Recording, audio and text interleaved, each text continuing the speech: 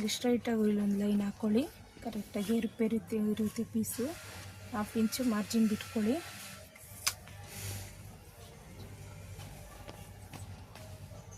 Sleeve length ಇಟ್ಕೊಳ್ಳಿ. ಈ ಕಡೆ 1/2 ಇಂಚ್ ಮಾರ್ಕ್ ಮಾಡ್ಕೊಳ್ಳಿ. ಸ್ಲೀವ್ ವಿಡ್ತ್ ಮಾರ್ಕ್ ಮಾಡ್ಕೊಳ್ಳಿ. ಈ ಕಡೆ ಆರ್ಮಲ್ ಡೌನು ತಗೊಳ್ಳಿ. ಅಲ್ಲಿಗೊಂದು ಮಾರ್ಕ್ ಮಾಡ್ಕೊಳ್ಳಿ. ನೋಡಿ 10 ಇಂಚ್ ಬೇಕಲ್ವಾ, 9.5 ಇದೆ, 10 ಬರುತ್ತೆ. 1/2 ಇಂಚ್ ಕಡಿಮೆ ಇಟ್ಕೊಳ್ಳಿ ನೀವು, ಕರೆಕ್ಟಾಗಿ ಬರುತ್ತೆ. ಅವಾಗ ಎಕ್ಸ್ಟ್ರಾ ಬರಲ್ಲ. 1.5 ಇಂಚು ಎಕ್ಸ್ಟ್ರಾ ಕಚ್ಚೆ ತಗೊಳ್ಳಿ. ಇಲ್ಲಿ 1.5 ಇಂಚ್ಗೊಂದು ಮಾರ್ಕ್ ಮಾಡ್ಕೊಳ್ಳಿ.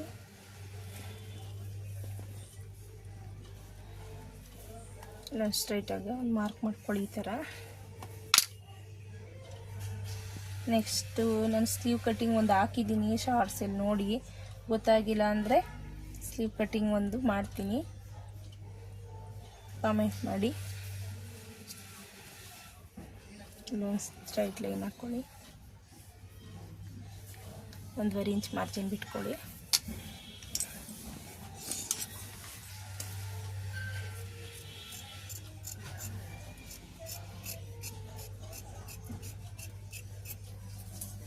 ಅದು ಇವಾಗ ಇಟ್ಕೊಳ್ಬೇಕಾದ್ರೆ ಈ ಥರ ಇಲ್ಲಿ ಚೆಕ್ ಮಾಡಿ ಬೇಕಾದರೆ ಕರೆಕ್ಟಾಗಿ ಅದು ಬರುತ್ತೆ. ನೋಡಿ ಅದು ಬರುತ್ತೆ. ನೋಡಿ ಈ ಥರ ಕ್ರಾಸಾಗಿ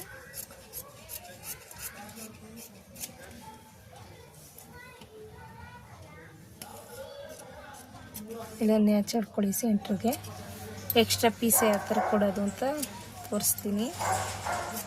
ನೀವೊಂದು 2-3 ಸಲ ಟ್ರೈ ಮಾಡಿದ್ರೆ ನೀಟಾಗಿ ಬರುತ್ತೆ ನಿಮ್ಗೆ ಈ ಥರ ಮೆಥಡು.